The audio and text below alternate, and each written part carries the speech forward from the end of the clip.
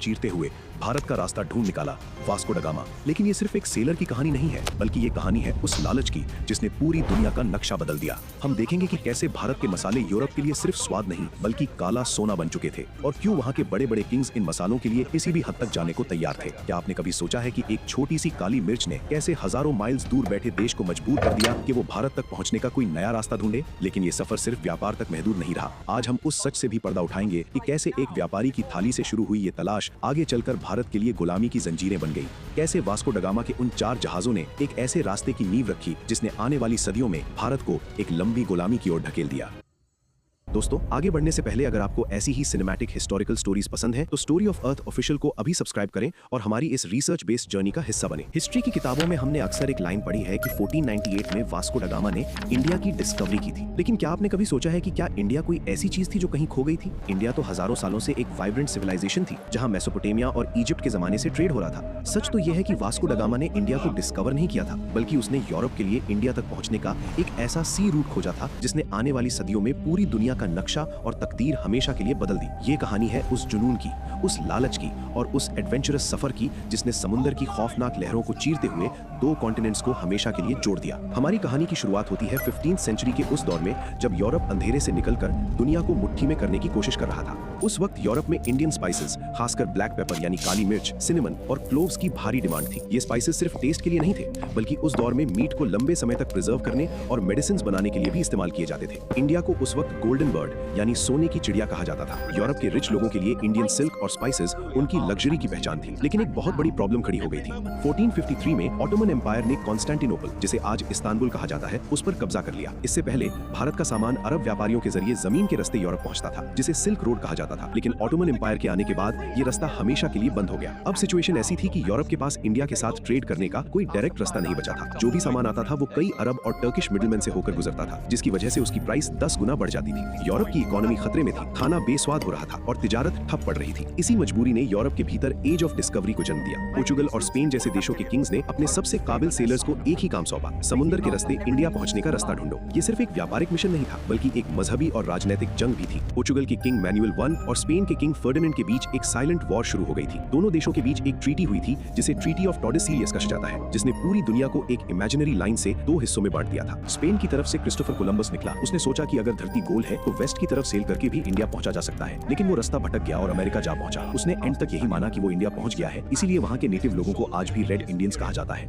लेकिन पोर्चुगल का इरादा कुछ और था। उन्होंने अफ्रीका के किनारे किनारे साउथ की तरफ जाने का फैसला किया। ये रास्ता पहले कभी किसी ने पूरा नहीं किया था। किंग मैनुअल I ने इस बेहद मुश्किल और खतरनाक मिशन के लिए एक ऐसे इंसान को चुना जो अपनी जिद और निडरता के लिए जाना जाता था, Vasco da Gama. Vasco da Gama कोई मामूली सेलर नहीं था। वो एक सख्त डिसिप्लिन वाला कमांडर था जो दुश्मनों के लिए मौत का दूसरा नाम था। उसका परिवार कई सालों से पोर्चुगल की सर्विस में था और उसमें वो सभी गुण थे जो एक अनजान सफर के लिए चाहिए थे। वो जानता था कि सफर में या तो बेहिसाब दौलत मिलेगी या फिर मौत। उसने अपने शिप्स को कैरावेल्स टेक्नोलॉजी से तैयार करवाया जो समुद्र की लहरों को चीरने में सबसे आगे थे। 8 जुलाई 1497 का वो हिस्टोरिकल दिन था जब लिस्बन के पोर्ट पर एक बड़ा हंगामा था। 4 बड़े ships, Sao Gabriel, Sao Rafael, Berrio और एक रिश्वत और स्टोरेज के लिए बड़ा शिप रेडी खड़े थे। वास्को ड गामा के साथ लगभग 170 एक्सपीरियंस्ड सेलर्स थे, जिनमें कुछ क्रिमिनल भी शामिल थे, जिन्हें सिर्फ इसलिए लाया गया था ताकि खतरनाक जगहों पर उन्हें पहले उतारा जा सके। सेलर्स का मानना था कि समुद्र के एंड में भयानक मॉन्स्टर्स रहते हैं जो पूरे जहाज को एक बार में निगल लेते हैं। कुछ का मानना था कि समुद्र में बड़े बड़े मैग्नेटिक पहाड़ हैं जो जहाज की कीलों को खींच लेंगे। लेकिन वास्को ड गामा के सीने में दौलत और शोहरत की आग जल रही थी। लिस्बन से निकलने के बाद शुरुआती कुछ महीने बहुत मुश्किल थे। अटलांटिक ओशन में उठने वाले जायंट स्टॉर्म्स ने शिप्स को खिलौनों की तरह नचाना शुरू कर दिया। कई बार तो ऐसा लगा कि समुद्र की लहरें उन्हें निगल लेंगी। वास्को ड गामा ने एक नया रास्ता अपनाया। वो कोस्ट के साथ साथ चलने की बजाय समुद्र के बीच से निकल गया ताकि तेज हवाओं का फायदा उठा सके। इस टेक्निक को वोल्टा दो मार कहा जाता था। वीक्स तक उन्हें लैंड का एक टुकड़ा तक नहीं दिखा। पीने के पानी की कमी होने लगी और खाना सड़ने लगा। जहाजों पर चूहों की तादाद बढ़ गई थी और सेलर्स को वही खाना पड़ता था जो बच जाता था। सेलर्स के बीच एक खौफनाक बीमारी फैल गई जिसे स्कर्वी कहा जाता है। विटामिन सी की कमी की वजह से उनके दांत गिरने लगे, मूसड़े सूज गए और शरीर पर नीले निशान पड़ने लगे। हर रोज एक नया साथी दम तोड़ रहा था और उसकी बॉडी को समुद्र में बहा दिया जाता था। थकान और डर की वजह से सेलर्स ने हिम्मत हार ली। उन्होंने वास्को ड गामा से पीछे मुड़ने की भीख मांगी, लेकिन वो नहीं माना। जब सेलर्स ने रिबेलियन यानी विद्रोह करने की कोशिश की तो वास्को ड गामा ने बड़ी सख्ती से उसे कुचल दिया। उसने साफ कह दिया कि जो पीछे मुड़ने की बात करेगा उसे मौत की सजा दी जाएगी। उसने अपने शिप्स के नेविगेटर को कैद कर लिया और कंपास को समुद्र में फेंक दिया ताकि किसी के पास रास्ता ढूंढने का जरिया ही न बचे। महीनों की जिद और मौत से लड़ने के बाद नवंबर 1497 में वो अफ्रीका के सबसे सदर्न पॉइंट पर पहुंचे। इस पॉइंट को पुराने जमाने में केप ऑफ स्टॉर्म्स कहा जाता था क्योंकि यहाँ हवाएं बहुत तेज थीं। लेकिन पोर्चुगल के किंग ने इसका नाम बदलकर केप ऑफ गुड होप रख दिया था। जब वास्को ड गामा ने इस पॉइंट को क्रॉस किया तो उन्हें एहसास हुआ कि अब वो उस पानी में है जहाँ पहले कोई यूरोपियन नहीं आया था। ये इंडियन ओशन था। यहाँ से उन्हें अफ्रीका के ईस्टर्न कोस्ट के साथ साथ ऊपर की तरफ जाना था। अफ्रीका के ईस्टर्न कोस्ट पर आगे बढ़ते हुए उनकी मुलाकात कई अरब और अफ्रीकन सेटलमेंट से हुई। यहाँ वास्को ड गामा को रियलाइज हुआ कि इंडिया का ट्रेड नेटवर्क कितना सोफिस्टिकेटेड है। वो मोजाम्बिक और मोम्बासा पहुंचे, लेकिन वहाँ के लोकल अरब ट्रेडर्स ने उन्हें पहचान लिया और उन पर हमला करने की कोशिश की। अरब व्यापारी नहीं चाहते थे कि कोई यूरोपियन उनके ट्रेड में दखल दे। इन झड़पों में वास्को ड गामा ने अपनी तोपों का इस्तेमाल किया और दिखा दिया कि उसके पास फायर पावर है। आखिरकार वो मलिंडी पहुंचे, जहाँ उन्हें थोड़ा रेस्ट मिला। मलिंडी में उन्हें एक ऐसी चीज मिली जिसने उनका काम आसान कर दिया। वो था एक एक्सपर्ट गाइड कांजी मालम। कांजी मालम को इंडियन ओशन के रस्तों, हवाओं और सितारों की पोजीशन का गहरा ज्ञान था। उसने जब वास्को ड गामा के बड़े जहाज देखे तो वो समझ गया कि ये लोग किसी बड़े मकसद से आए हैं। वास्को ड गामा ने उसे ढेर सारा लालच दिया और उसे रास्ता दिखाने के लिए मना लिया। कांजी मालम ने उन्हें बताया कि मॉनसून की हवाएं कैसे उन्हें सीधा इंडिया पहुंचा सकती हैं। उस गाइड की मदद से वास्को ड गामा के शिप्स ने इंडियन ओशन की खुली लहरों को क्रॉस करना शुरू किया। अब उन्हें पता था कि उनका टारगेट बस कुछ ही दिन दूर है। हवाओं का रुख उनके साथ था। सेलर्स के चेहरों पर जो डर महीनों से था वो अब उम्मीद में बदलने लगा था। रात के वक्त सितारों को देखकर और दिन में पानी के बदलते रंग को समझकर वो आगे बढ़ते रहे। 23 दिनों तक लगातार ब्लू वाटर को चीरते हुए एक दिन सुबह के वक्त होराइजन पर धुंधली पहाड़ियां दिखाई देने लगी। पूरे जहाज पर खुशी की लहर दौड़ गई। लोग एक दूसरे को गले लगाने लगे और भगवान का शुक्रिया अदा करने लगे।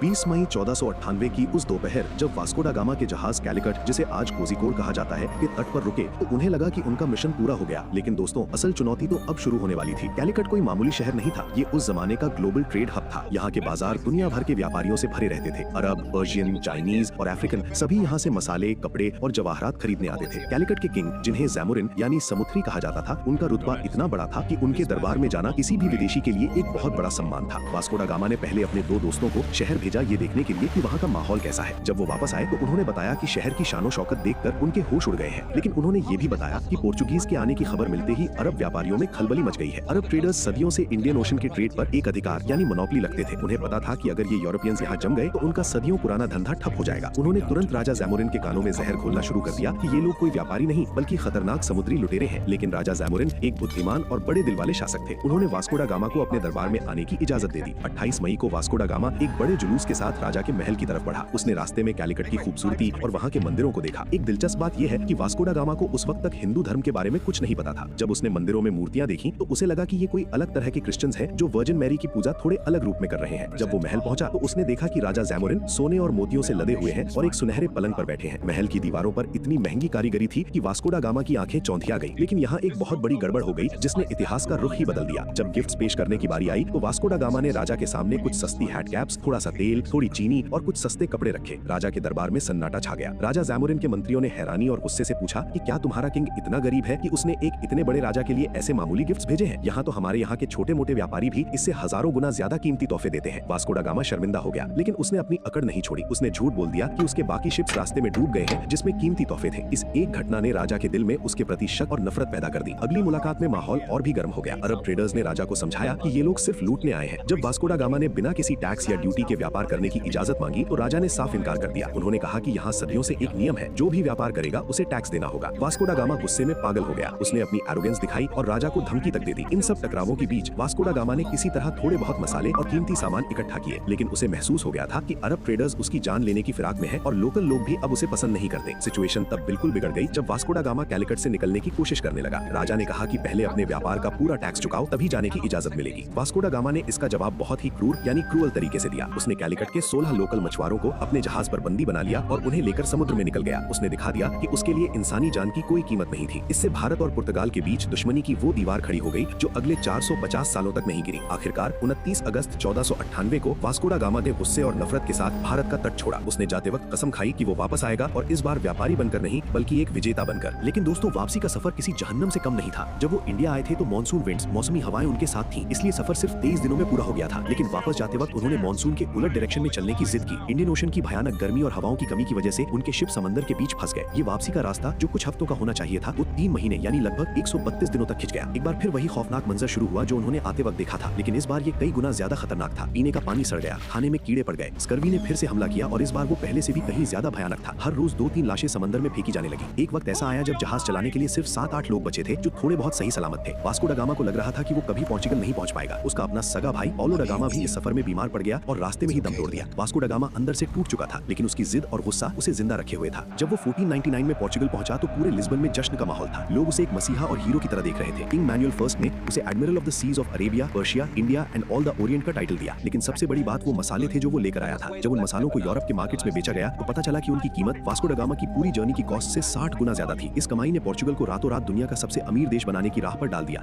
यूरोप के बाकी देशों स्पेन, इंग्लैंड और फ्रांस के कान खड़े हो गए। उन्हें समझ आ गया कि असली दौलत कहाँ है और उसे कैसे हासिल करना है। वास्को ड गामा की इस कामयाबी ने ग्लोबल ट्रेड का रुख हमेशा के लिए बदल दिया। अब यूरोप को किसी अरब या ऑटोमन मिडिलमैन की जरूरत नहीं थी, वो डायरेक्ट इंडिया पहुंच सकते थे। लेकिन ये सिर्फ ट्रेड की शुरुआत नहीं थी, ये गन बोट डिप्लोमेसी की शुरुआत थी। वास्को ड गामा 1502 में दोबारा इंडिया आया, लेकिन इस बार वो सिर्फ 4 नहीं बल्कि 20 आर्म्ड शिप्स के साथ आया था जो तोपों से लदे हुए थे। उसने कैलिकट के तट पर जो तबाही मचाई वो इतिहास का एक काला पन्ना है। उसने एक निर्दयी तरीके से अरब जहाजों को लूटा, उनमें आग लगा दी जिसमें औरतें और बच्चे भी शामिल थे। उसने दिखा दिया कि अब समुद्र पर किसका राज चलेगा। उसने राजा जमोरिन को धमकी दी कि वो सारे अरब ट्रेडर्स को शहर से निकाल दे। जब राजा ने साफ मना कर दिया तो वास्को ड गामा ने कैलिकट शहर पर दिनों तक गोलों की बारिश कर दी। हजारों मासूम लोग मारे गए। उसने दिखाया कि वो सिर्फ व्यापार करने नहीं बल्कि कॉलोनियल राज करने आया है। इसके बाद गोवा, दमन, दीव और कोचिन जैसे इलाकों में पोर्चुगीज ने अपने किले बनाने शुरू कर दिए। इस्तादो द इंडिया यानी पोर्चुगीज स्टेट ऑफ इंडिया की नींव रखी गई। वास्को ड गामा की इस कामयाबी ने भारत पर बहुत ही गहरा और दर्दनाक असर डाला। पोर्चुगीज ने जो रास्ता दिखाया उसी रास्ते पर चलते हुए बाद में डच, फ्रेंच और फिर British east India company Bharat पहुंची। इन कंपनियों ने पहले व्यापार किया, फिर किले बनाए और फिर हमारी आपसी फूट का फायदा उठाकर हमें गुलाम बना लिया। जो सी रूट मसालों की खुशबू ढूंढने के लिए खोला गया था उसने भारत को 450 सालों की विदेशी ताकत के दबदबे में ढकेल दिया। लेकिन अगर हम एक दूसरे नजरिए से देखें तो वास्को ड गामा ने दुनिया को पहली बार सही मायने में एक दूसरे से मिलाया। दो अलग अलग दुनिया जो हजारों सालों से एक दूसरे से अनजान थी अब एक दूसरे से जुड़ चुकी थी। नए खाने, नई फसलें जैसे टमाटर, मिर्च, आलू और तंबाकू जो पोर्चुगीज इंडिया लाए थे हमारी जिंदगियों का हिस्सा बन गए। ये ग्लोबलाइजेशन की पहली दहलीज थी। वास्को ड गामा की मौत 1524 में कोची, इंडिया में ही हुई थी जब वो तीसरी बार वाइसरॉय बनकर आया था। उसे वहीं दफना दिया गया। हालांकि बाद में उसकी अस्थियों को वापस पोर्चुगल ले जाया गया। वो एक ऐसा इंसान था जिसे हिस्ट्री में एक ग्रेट एक्सप्लोरर भी कहा जाता है और एक क्रूअल इन्वेडर यानी क्रूर हमलावर भी। दोस्तों, भारत की खोज की ये दास्तान हमें याद दिलाती है कि कैसे हमारी अपनी दौलत और हमारी आपसी फूट यानी डिवीजन हमारी सबसे बड़ी दुश्मन बन गई। अगर हम उस वक्त एक होते तो शायद ये विदेशी ताकतें कभी हम पर राज नहीं कर पाती। ये कहानी हमें सिखाती है कि एकता और वक्त के साथ बदलती टेक्नोलॉजी को अपनाना किसी भी देश की आजादी के लिए कितना जरूरी है। अगर आपको भारत के इतिहास का ये अनसुना पन्ना पसंद आया है तो इस वीडियो को लाइक जरूर करें और अपने दोस्तों के साथ शेयर करें ताकि उन्हें भी पता चले कि भारत की खोज का असली सच क्या था। आपको क्या लगता है, क्या वास्को ड गामा एक हीरो था या एक लुटेरा? अपनी राय नीचे कमेंट बॉक्स में जरूर लिखें। और हाँ, ऐसी ही सिनेमैटिक हिस्टोरिकल डॉक्यूमेंट्रीज के लिए हमारे channel story of earth official को अभी सब्सक्राइब करें और बेल आइकन दबा दें। मिलते हैं अगले वीडियो में एक नई